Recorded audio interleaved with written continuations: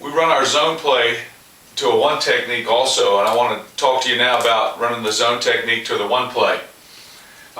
So this, our left side becomes the play side when we do that.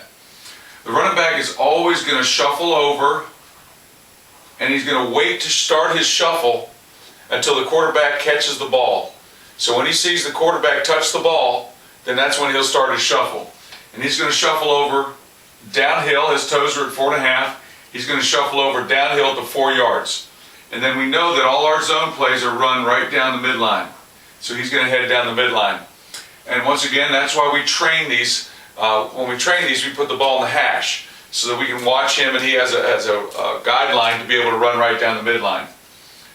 Starting here on the front side, we always like to take advantage of the blocking technique first. So we know that we've got a good technique block here for the left tackle, play side tackle. He's going to come off, execute a drive block, and put his face on the inside armpit breastplate. He's protecting the midline, so that's why he puts his face here. If the 5 technique wants to rush up the field, then he simply maintains his leverage and walls or pushes the 5 technique up by the play. The left guard, or the play side guard, has what we call a T-board step. And he's going to step with his left foot, then his right foot, and as he steps with his right foot, he's going to take his inside flipper and his inside arm and use the back of his forearm, his upper arm, and his shoulder, and he's going to T-board the left side of that one technique.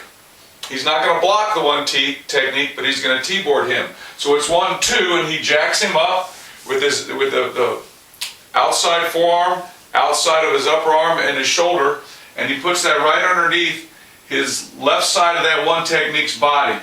And what he's doing is he's going to stop that guy or stunt that guy from coming up the field too fast, because the center is going to take a zone step and he's going to overtake that one technique.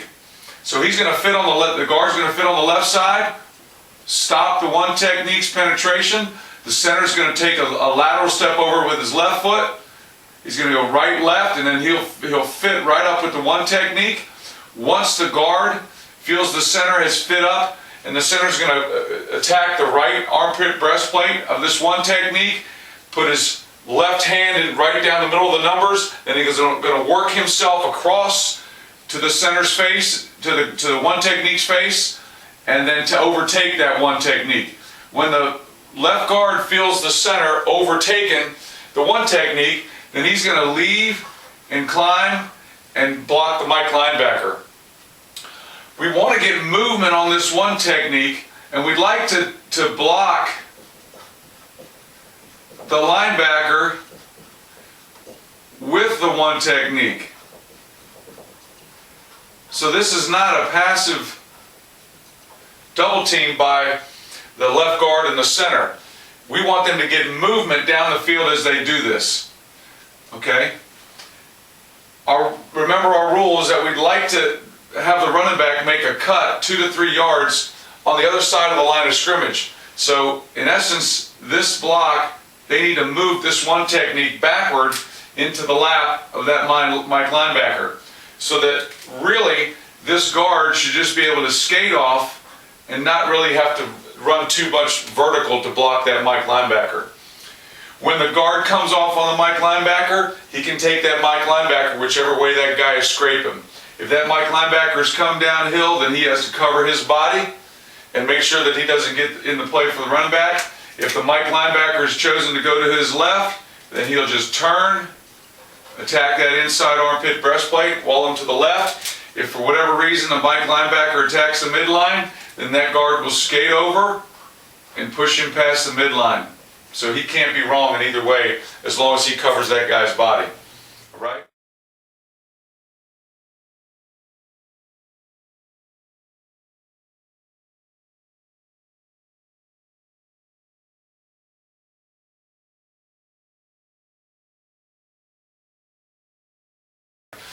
On the backside, our backside guard, or right guard in this case, will do a true, once again, he'll do a wall technique, what we call a wall technique.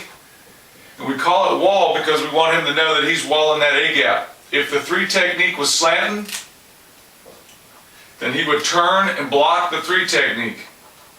So we're always going to block the line of scrimmage first. We're not going to pass up a defensive lineman that's changing gaps through a slant. Okay? If the 3 technique doesn't come, then he's going to go attack the same linebacker.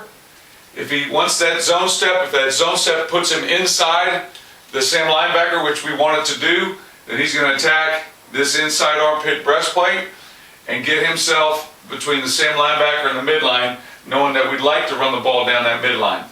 Okay? The backside tackle has a scoop technique, and he's going to scoop the 3 technique that's lined on the guard.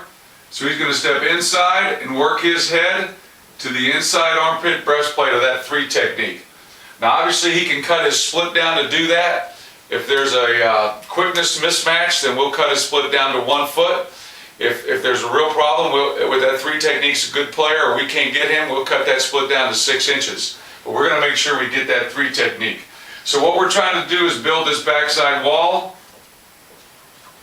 to protect the midline, have a good double team between the left guard and the center, working that up into the linebacker, and then block. We give the left tackle a real good technique block because by alignment this 5 technique's taking himself out of the play.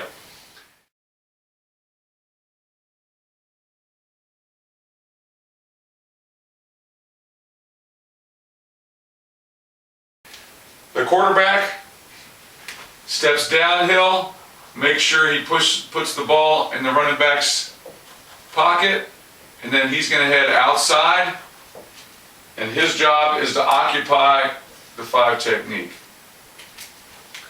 So that's how we run the play and block the play from the inside zone to the 1 technique.